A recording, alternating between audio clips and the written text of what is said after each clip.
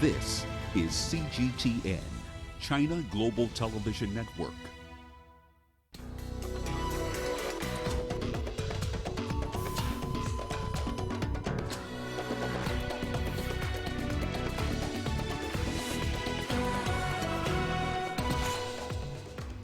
President Cyril Ramaphosa eases some coronavirus pandemic restrictions in South Africa. The China-Africa Business Council Forum highlights the need for greater levels of cooperation between African nations and China. And US President Donald Trump threatens to force the return of UN sanctions against Iran. Hello and a warm welcome to Africa Live on CGTN. I'm Lindy Mtongana in Nairobi. Also coming up this hour, how an urban farming initiative is supplying fresh produce as Uganda battles the coronavirus pandemic. And in sports, French side Olympique Lyon reached the semi-finals of the UEFA Champions League after defeating Manchester City. In our top story this hour, South African President Cyril Ramaphosa has announced the easing of coronavirus restrictions in the country. The move will take the country to a level 2 lockdown from Tuesday. The number of new cases has dropped over the past month from a peak of over 13,000 a day to an average of now 5,000 a day. Our reporter Angela Coppola brings us more on this story. The South African president announced that the sale of cigarettes and alcohol will be allowed again. At the same time, people can travel for leisure and cross provincial borders. But there's still no international travel. The move to level 2 means that we can remove nearly all of the restrictions on the resumption of economic activity across most industries. Economic activity will be allowed with the necessary and appropriate stringent health protocols and safety precautions in place. But the nighttime curfew remains in place, and this could affect economic recovery plans. The key thing for me was the fact that the Disaster Management Act and the state of disaster continues. This is deeply problematic. It enforces a curfew of 10 p.m. around the country, which is going to significantly hamper industrial recovery. You're already reeling with the effects of the lockdown and the restrictions, now added to the woes of load shedding, and it's now made it impossible for them to have a night shift to try and make up for time lost during the day due to load shedding and lost productivity. Some are suggesting that the decision to further ease the COVID-19 lockdown provides some level of certainty. The country feels a sense of relief and perhaps even a modest glimmer of hope or encouragement from some return to normality, and even if the way in which we conduct ourselves is not the same as before, the nature and extent of our activity can show a resumption of that normality. The government has been working with its social partners in labour and business to find solutions. Even as we open up economic activity, it will take a long time for industries and businesses to recover, and there is much work still to be done. We are now working together on an urgent economic recovery program that places the protection and creation of employment at its center, focusing on infrastructure and a number of other sectors of our economy. It's been 5 months of economic destruction, and it's now time to rebuild the country's economy. I'm Angelo Coppola for CGTN in Johannesburg, South Africa. Let's go to Uganda now, where an urban farming initiative has been supplying fresh produce to local neighborhoods. The coronavirus pandemic has left many jobless and unable to afford nutritious meals. Isabel Nakiria reports. Patrick Marvin's garden is looking a lot more colorful during the coronavirus pandemic. He and his group are dedicating themselves to improving nutrition in his neighborhood in Kamoja, an informal settlement in Kampala. They are helping others set up their own urban farms. We chose a certain group of people, the vulnerable people like the pregnant mothers, the very old people, the lame, who couldn't even find something to eat. So we went and trained them in a social distancing style. and we gave to them sacks, five each, so they could, like the ready sacks for harvesting. So we trained them how they could water them and do the harvesting slowly by slowly. Marvin says many more backyard gardens are sprouting up in his neighborhood. Many people are choosing to stay away from crowded places like markets. Now I don't lack soap in my house. I don't even lack salt or food. Now I'm about to plant more vegetables. I'm going to plant more onions, tomatoes and okra. Gardening was once a hobby for people living in the city, but with the coronavirus pandemic, much more is coming out of backyard gardens like this one. First-time gardeners are now staying out of grocery stores to save some money. Marvin sells most of his vegetables to walk-in customers for less than $1. He also supplies several grocery stores in Kampala. All his products are organic. He doesn't spray them, and this brings to us time, since we are organics, we deal with organics, and he supplies us with organic stuff. It's really very good. Turning polythene sacks and plastic tins into mini gardens to create more planting space. Even so, Marvin is now planning to expand out of the city. Here we don't have enough space to train, to accommodate even 20 people at a go. So we just have to get them in shifts. It is so tiresome. With the coronavirus still spreading and many people staying home, Marvin and his group will likely be helping establish more and more backyard gardens. Isabel Nakiria, CGTN Kampala, Uganda. Rwandan and Ethiopian ambassadors to China have attended a joint forum held by CGTN think tank and the China-Africa Business Council.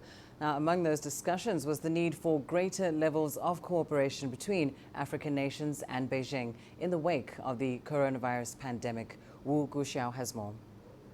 Challenges, solutions, and the future.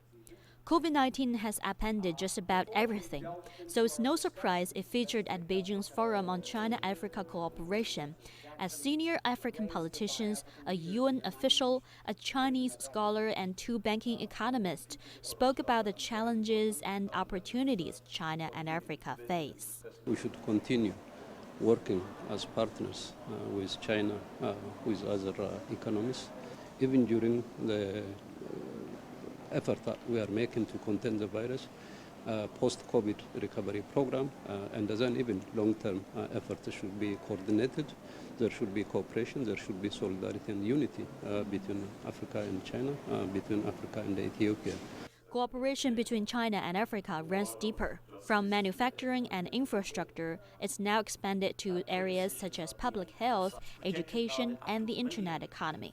The median age in Africa of the population is 19 years today. That compares to Europe, where the median age is 43. What we now need to do is to put in place the kinds of things that can propel and enable this rich human capital to thrive. That is, for example, means us ensuring that we have accelerated adoption of digital technologies. I've lived in China for the last 5 years, and I've seen the benefits of what early adoption of technology actually has done for this country. One idea raised at the forum is the idea of a new normal and how the digital economy can be a driving force through the pandemic's difficult and turbulent waters. Young Africans are increasingly able to get access to the internet and get more and more present on social media. African politicians hope them to learn more about the real China. The young people should be considered not only the future of the continent, but they are the present of the continent. They have enough talents, skills, but they should certainly spend their time in a very responsible way. It's very, very important. Sometimes there are some misleading information from other sources, and you know, some of these young people fall victims of those people who distort information about China. And I think it's very critical that we remain focused and, you know, in contact with the youth, giving them the correct information, reliable information on what China is up to, because China has spoken highly on win-win cooperation and a shared future, which is a very good message for the young generation. Looking to the future, the guests at this forum agree that the younger generation is one of the main groups shaping China-African relations. They stress the need to exploit the full potential of internet and digital economy to develop a better understanding of each other and stronger China-African ties. Wu Guoxiu, CGTN, Beijing. Meanwhile, Beijing also hosted the final round of the 2020 Public Benefit International Challenge for Youth. Students from different countries took part in the annual event, offering innovative projects that could help tackle public health issues in Africa. Yu Yang has that story. Medical care, clean water, and gender equality. These are the issues that participants in this year's Public Benefit International Challenge for Youth focused on. A total of 12 teams have made the final round. Now their task is to outshine each other on the stage with their proposals in the final attempt to convince the judges who deserve to take home the grand prize. A team called Green Leaves Volunteers took the Gold Award. According to my experience and also my team leaders' experience in Kenya, we find that female unemployment is a very big problem in Kenya and even Africa. And also according to our some survey and research, we find that it is a very big problem. And for our project, we will provide 3 types of vocational courses, including traditional courses like cooking and sewing, computer skills, and a special course, which will send the girls who wish to learn special skills to local corresponding training centers. Hu Jiaxin and Li Yulin are both 16-year-old students from South China's Guangdong province. They worked on their projects for 10 hours per week during the summer holidays and then came to Beijing to present it at the contest. The third member of their team couldn't make it, but the 2 ladies' performance was good enough to deeply impress the judges. I think from the projects inside of PBIC, this competition, I think many of the projects I think have a very carefully and thoughtful consideration of the whole situation inside of China and inside of the Africa. So I think the feasibility of the projects are really high.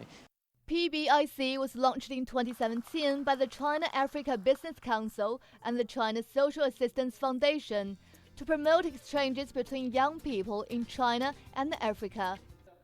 This year, the theme of the competition was Zero Hunger, Good Health, Quality Education, and Gender Equality. The contest has attracted hundreds of students over the past 4 years. Many students' ideas could be really implemented in Africa. For example, last year we had a program called the Digital Library. They have already set up some digital libraries for African students. PBIC is also supported by the United Nations. Its work ties into the UN 2030 Agenda for Sustainable Development while giving young students opportunity for growth.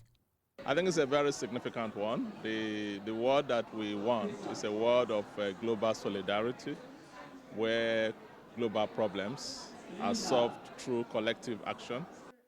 The young participants are very confident about the implementation of their projects. They say they're quite happy to be able to play a role in promoting China-Africa exchanges. Yu Yang, CGTN, Beijing. And let's go to Somalia now, where the government has reopened primary and secondary schools. That's 4 months after they were closed due to the COVID-19 pandemic. The Education Minister, Goda Bare, says the government has put in place necessary preventative measures to ensure that smooth learning resumes across the country. Tuli Shabalala has that story.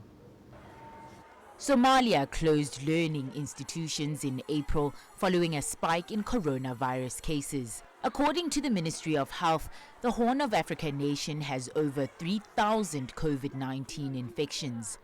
In the midst of the ongoing global pandemic, authorities decided to reopen primary and secondary schools. We restarted classes on Saturday. The COVID-19 disease is still present in parts of the world. God willing, we are now in a good condition. The COVID-19 disease has had a negative impact on many parents and teachers alike, and it forced us to cut salaries in order to get over that period. All learners will be required to wear face masks and maintain physical distancing to help contain the respiratory disease.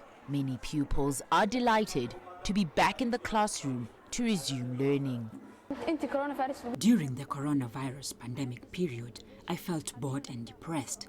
I even attended online classes that I couldn't understand very well, and sometimes the communication was bad. Today I am very pleased to come back to school and join my classmates once again, safe and sound. Words can't express how happy I am today to come back to school. We were out of school for 4 months because of COVID-19, so I'm happy to once again join my friends and restart learning. Health Ministry figures indicate that less than 100 people have died from the disease since the first COVID-19 case in the country was first reported. Thuli Shabalala, CGTN. A Japanese bulk carrier that ran aground on a reef in Mauritius has now broken apart after causing a massive oil spill.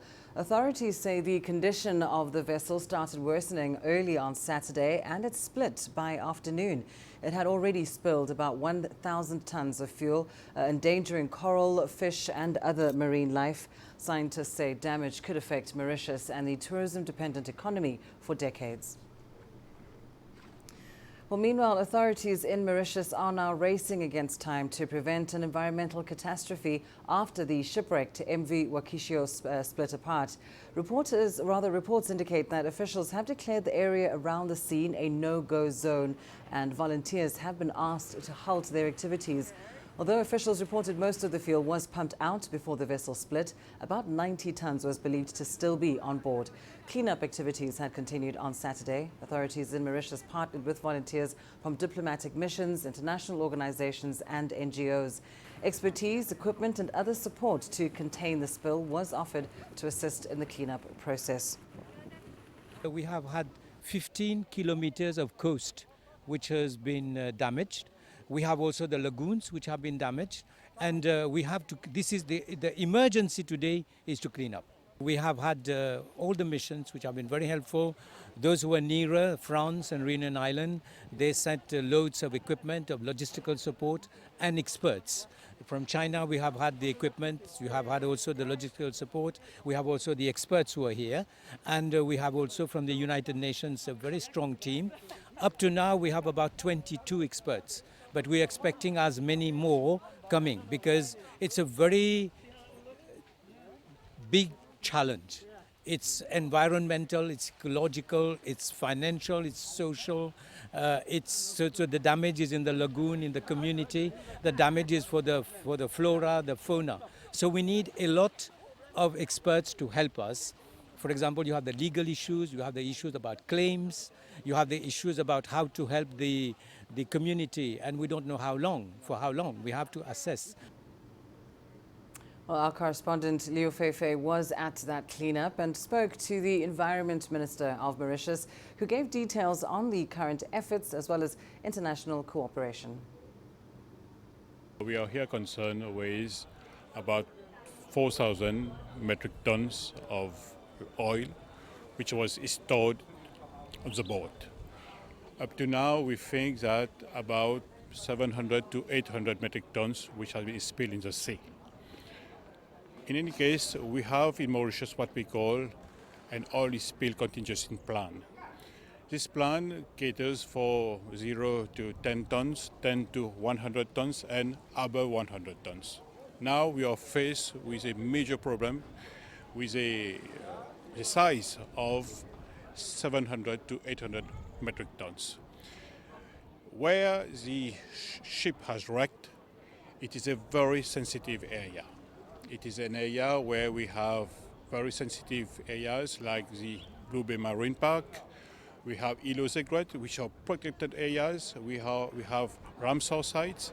So we are concerned here with areas which are very sensitive.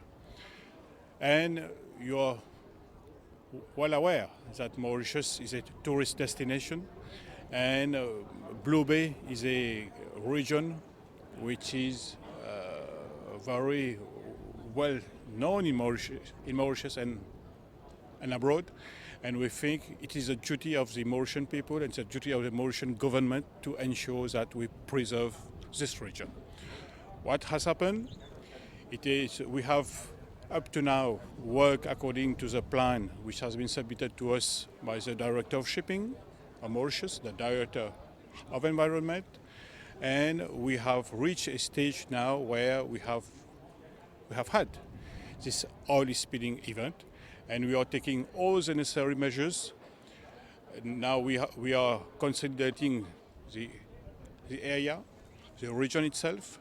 We have had the help of many friendly countries, France, Japan, South Africa, England, India, and now we are putting in place all the necessary measures, be it concerning the different installation, concerning the booms to contain the oil spilling itself, be it condition to be considered for us to be able to consolidate the environment all around the ship. And now the salvage plan is on, the towing plan is on. At the time that we are speaking now, that all the necessary procedures are on for us to be able to salvage the ship itself. And we are expecting that on and above the 700 to 800 tons which had already been spilled in the sea itself, we have about 80, 90 ton metrics which are still on the boat, which we considered as unpumped oil. It's a duty of the salvage team, it's a duty of the different experts that have come in Mauritius to ensure that the oil which we still have on the boat does not cause much more damage now. We are very thankful to the thousands of volunteers who have helped us since the beginning. But the fact that now we have the experts who are present in Mauritius, we are just telling everyone that the fact that we are going to have experts in Mauritius, we are relying on the advice of the experts. Upon the advice of the experts, what they have told us is that the regions which have been deeply affected, these regions necessitate some specific scientific measures. These specific scientific measures, we are waiting for the plan from the expert. We don't want ourselves to find ourselves in a situation that we are going to continue with the cleaning in an improper way. What we are hoping is to have the advice, the plan from the expert, and they are going to advise us as to the ways and the means and the different scientific measures that we should put in place for us to be able to proceed with the cleaning itself. So according to Floch and according to the ITOF consultants who are present in Mauritius, we just had a working session with them, and they told us that by Monday we are going to have the plan. Well, time now for a short break. Here's what's still ahead on the program. Coming up, US President Donald Trump threatens to force the return of UN sanctions against Iran. And we look at how the coronavirus pandemic is affecting culture and traditional practices in South Africa. Taking care of COVID-19 patients, there's always that anxiety. Handling money is very dangerous. Wearing of masks has become the new normal for some of them while performing.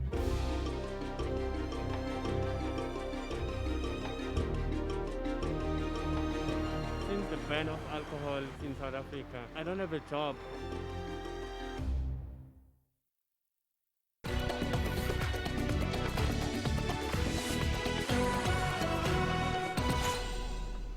We start now with an update on the tensions between the United States and Iran. President Donald Trump has threatened to force the return of UN sanctions against the Middle Eastern country. The statement comes a day after the UN Security Council rejected a bid by Washington to extend an arms embargo on Iran. You trigger a snapback of sanctions on Iran. Well, we knew what the vote was going to be, but we'll be doing a snapback. You'll be watching it next week. Yeah, you'll be watching it next week.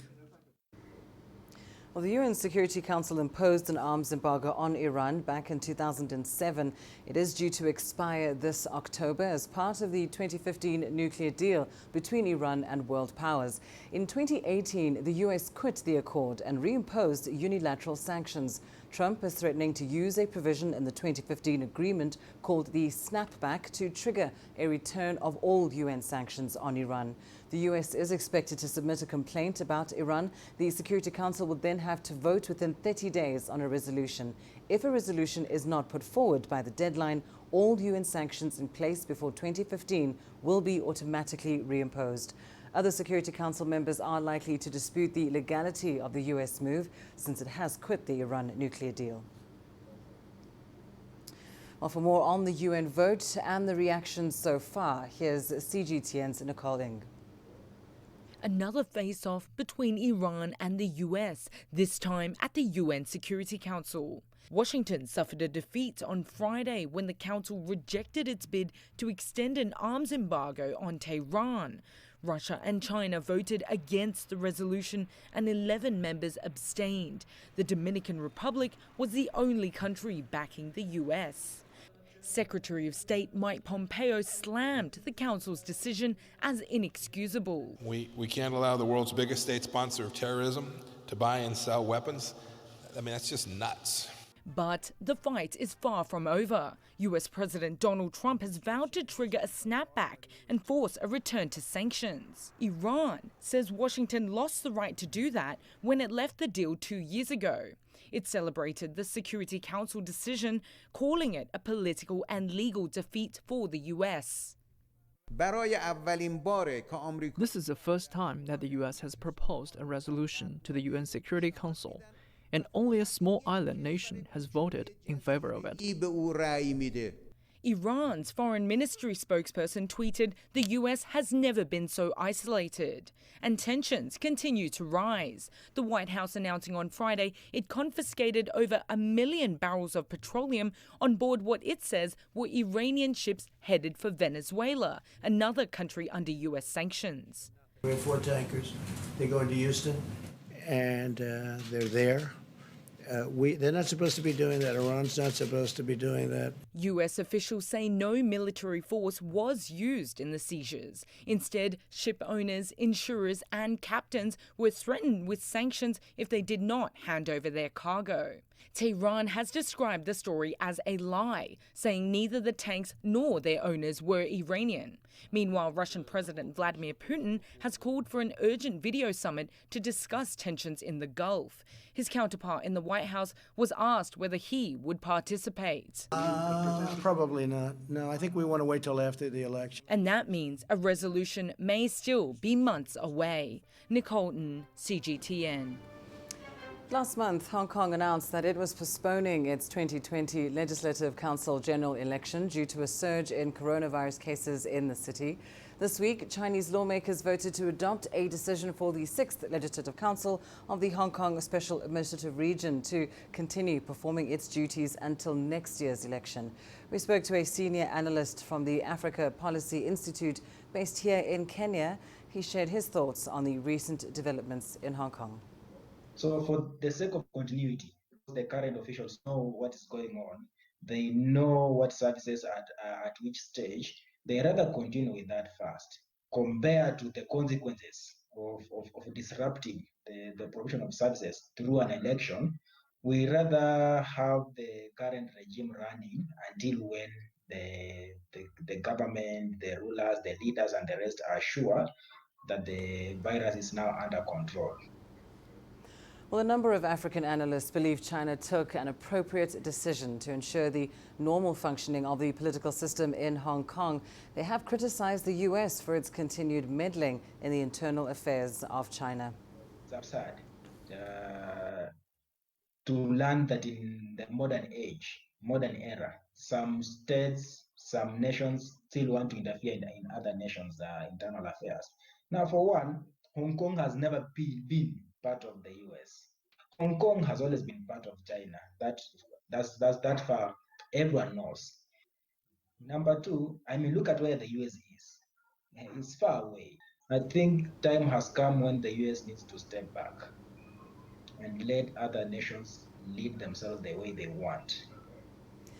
Crime in South Africa has been falling over the past several months. Police Minister Bheki Cele says that the drop is partly due to a ban on alcohol sales during the coronavirus pandemic. The country has released its latest crime statistics for offences committed between April and June. Lindy Mtongana brings us the details. South Africa is one of the countries grappling with high crime rates, but it would seem the lockdown period has helped this situation. During the lockdown period, crime has substantially decreased. We know that the decreased crime levels were impacted largely by the fact that South Africans heeded the call to stay at home. And it goes without saying that the conditions for crime to thrive were not normal. Several other factors are believed to have contributed to fewer contact crimes during this time, including the alcohol sales ban. South Africa imposed the ban in April when the national lockdown was still at the highest level. If you look at the month of April when we were in level 5, you will see that there's a big gap between the graph from last year, or the point from last year, to the point to this year. The reduction there at level 5 was 63,597. At level 4, the two graphs started converging and the decrease became smaller to 52,314. As we moved down to level 3, at that point at the 1st of June, whereby liquor was allowed, then we moved further down and the reduction was only 19,617. Although in the latter 2 weeks of June, liquor was then again banned with immediate effect. These official figures also show a reduction in crimes committed against women and children during stage 4 and 5 of the lockdown. However, the low numbers of domestic abuse and sexual offences reported cases could have been due to some women not being able to escape their abusers and could not report crimes committed against them. But a lot of South Africans continue to break coronavirus restrictions. The minister says almost 300,000 people have been charged with contraventions of the Disaster Management Act since it became into effect in March. Cele says alcohol seems to be the main issue when it comes to breaking the law. While there's an overall drop in crime in this country, violent crime and murder continues to escalate, and that's according to the police ministry in this country. And alcohol plays a major role in that issue. Total of 163 law enforcers have also been arrested for breaking the lockdown regulations. Lindy Mtongana for CGTN in Johannesburg, South Africa.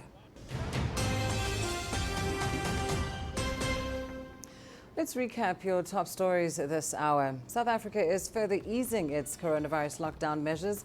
President Cyril Ramaphosa announced on Saturday that the country will move to level 2 lockdown on Tuesday. The number of new cases has dropped over the past month from a peak of over 13,000 a day to an average of 5,000 a day.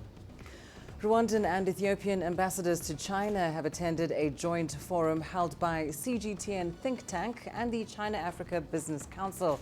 On the agenda was the need for greater levels of cooperation between African nations and Beijing. And U.S. President Donald Trump has threatened to force the return of UN sanctions against the Middle Eastern country Iran. The statement came a day after the UN Security Council rejected a bid by Washington to extend an arms embargo. The UN Security Council imposed an arms embargo on Iran in 2007. It is due to expire this October as part of the 2015 nuclear deal between Iran and world powers. Well, here's what's still ahead. On the program coming up, we take you to Morocco, which produces most of the world's argan oil.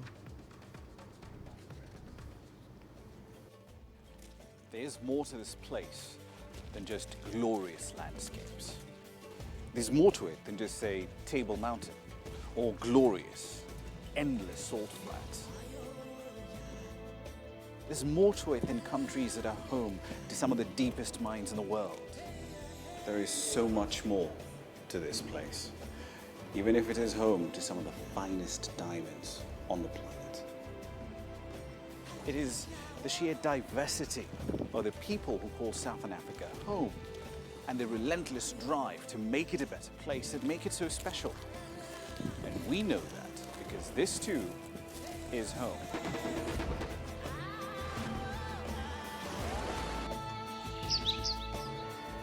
No one knows Southern Africa like we do. CGTN, see the difference.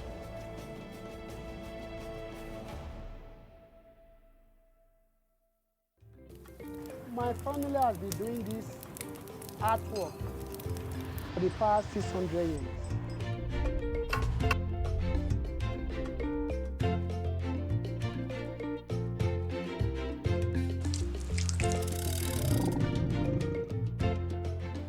My dream is to be a leading player in Africa in spice sector.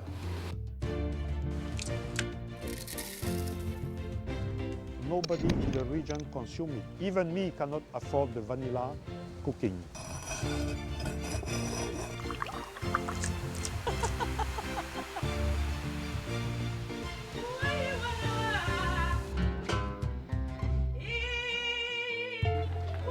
What we've created here is the elegance, the color, the celebration of life.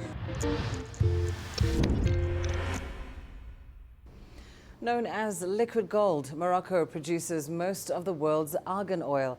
For centuries, argan oil has been used for culinary purposes and as a beauty aid. The amber-hued oil is produced by a number of cooperatives in Morocco, helping to empower rural women.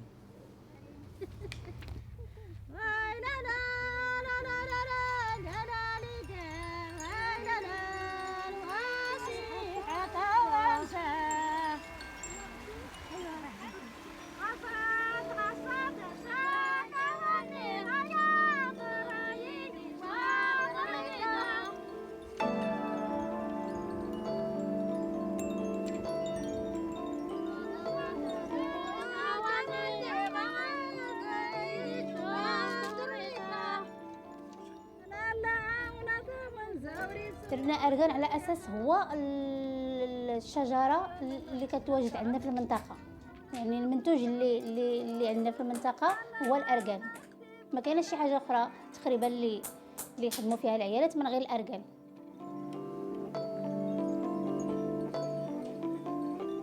على أساس أنه العيالات كانوا كيخدموا غير في ديورهم، ويعني كل وحدة كتخدم في دارها. فكرنا قلنا علاش لا ما نديروش شي مقر اللي يجمعنا كاملين، حيت كانوا كيخدموا بحال شكل ديال التويزه اللي كانوا كيخدموا بها شحال هذا. وفكرنا باش ندير واحد المشروع ديال موديل للداخل ديال التعاونيه اللي نتجمعوا فيه، منها نحافظوا على الموروث ديالنا.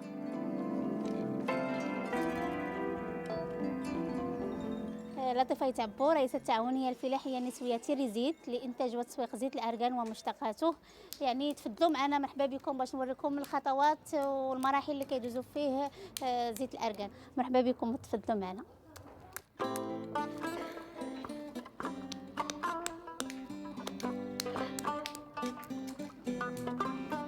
حتى 2013 عاد درنا واحد الجروب اللي فيه 8 ديال لي كوبيراتيف اللي كنحاولوا نتجمعوا فيه يعني ونقلبوا على الحلول ديال المشاكل اللي كاينين عندنا كاملين. وبالتالي يعني الا جينا نقولوا المهم بحال الا كنتي بوحدك، بحال الا كنتي مع اتحاد، ولكن اتحاد قوه.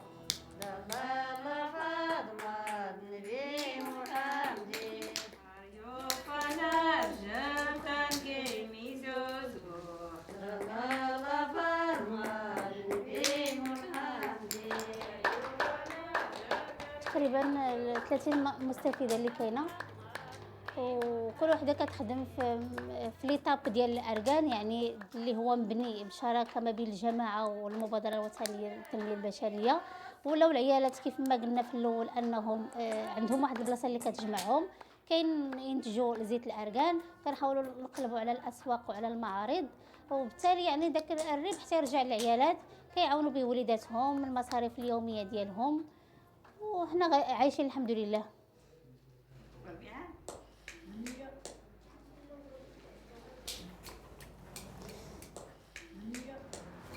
هذه المرحلة الأولى كيحيدوا فيها القشرة الأرقان، يعني كتسمى مرحلة ديال تقشير. هذه المرحلة الأولى ديال التقشير.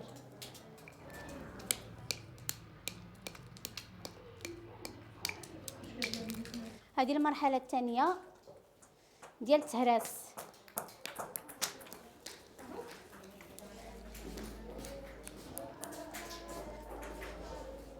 هذه المرحلة ديال التحميص.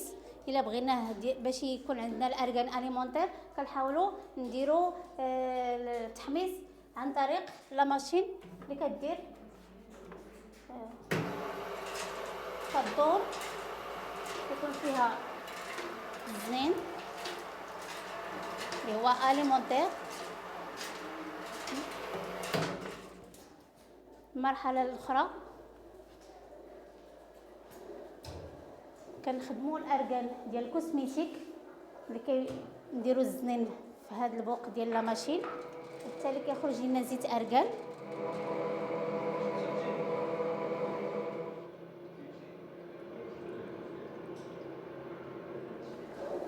هذا كيتسمى ارغان ديال الماكله، ارغان اليمونتير ارتيزان، يعني بطريقه تقليديه.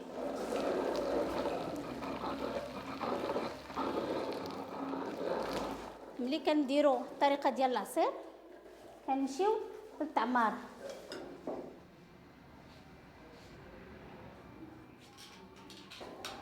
هنا تنديروا فيه تيكتاج وكنعمروا فيه القراعي. هنا كاين البرودوي فيني.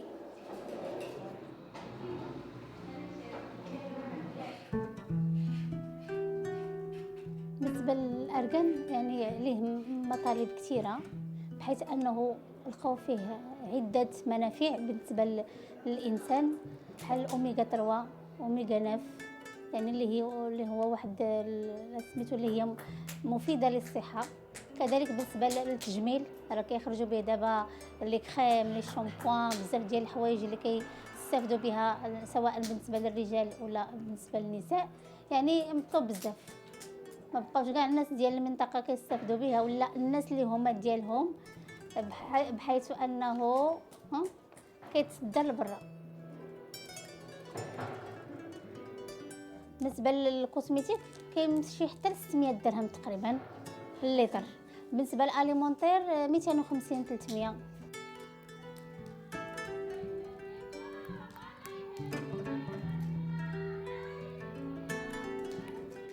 ولكن فضل التكوينات والتحسيس اللي كيتلقاوها العيالات داخل التعاونيه استطاعوا انهم يفرضوا الوجود ديالهم ويفرضوا كذلك الطاقه ديالهم والذات ديالهم في ذاك المشروع اللي هما خدامين فيه. من غير هذوك المشاكل ديال انهم بالنسبه للاسره كيكون صعيب باش توفقي ما بين الدار وما بين العمل، باش خصنا مثلا نكريو المقار ولا ندبروا عليه.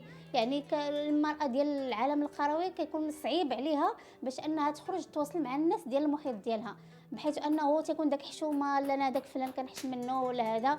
المهم بالنسبه للمراه يعني شحال هذا كيف ما قلنا كتكون حشومه ديال الدار ما تخرج وهذا، ولكن الحمد لله ملي كتكون المراه قويه وفارضه الوجود ديالها وفارضه ذاتها اللي كيجعلها انها تصرف على الاسره ديالها، تكون استقلاليه عندها، تشري داكشي اللي بغات، تمشي فين ما بغات.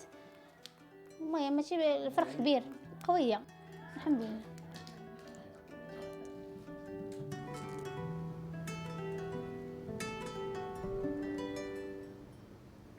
Coming up after the break, we take a look at how the coronavirus pandemic is affecting culture and traditional practices in South Africa. The greatest journeys, the greatest sights,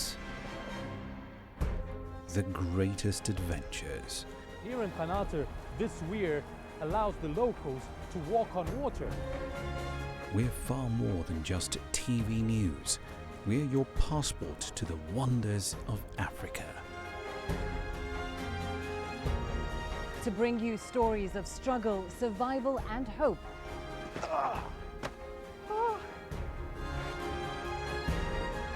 So let's explore.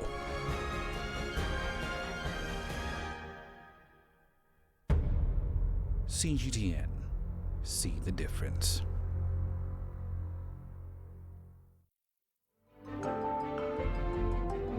Africa Live. Find your voice.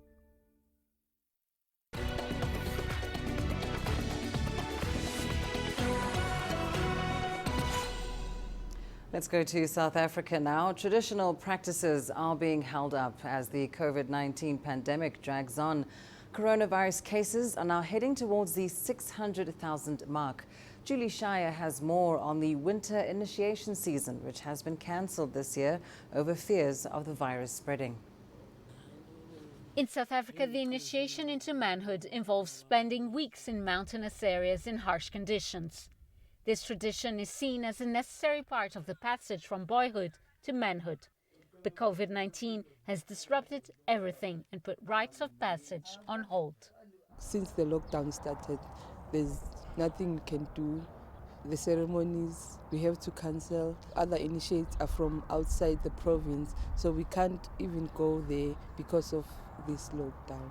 Even the circumcision, everything is being cancelled due to this. So I don't know whether they will start afresh, maybe, I don't know. But for us, it's really hard. It's created a backlog in terms of every families and communities' expectations of certain rituals that need to be performed at a certain time, at a certain age. The rite of passage for an African man is everything, irrespective of the fact that we live in a globalized world. Tatu Kekana is an initiate training to be a traditional healer. COVID-19 restrictions have also delayed his process. My journey towards being a spiritual healer started about 11 years ago. It all actually got to a breaking point earlier this year, around February. When I started, it was when lockdown started. Taking the decision to accept your calling, I think, is the most difficult things any human being has to go through. Since 1995, several hundred initiates have died after undergoing ritual circumcision. We've always seen that around this time we have lots of fatalities in the initiation schools, whether it's circumcision or it's traditional healing. In Southern Africa, we've had laws that were very repressive and oppressive towards traditional practices. So regulation, transparency and things like that have not really been at the forefront of traditional practices. There's been councils that have been formed to oversee and authorize and accredit traditional healers and ensure that if there's any negative outcome from people visiting your practice, that you can be held accountable. Kekana hopes his calling serves those who need his help. This process of initiation and the entire journey is important to me because key part of who I am. It defines me. The practice of being a traditional healer is an ancient practice that goes back to the first mother and the first father. And it is an unbroken chain of spiritual connectivity to the first man and woman.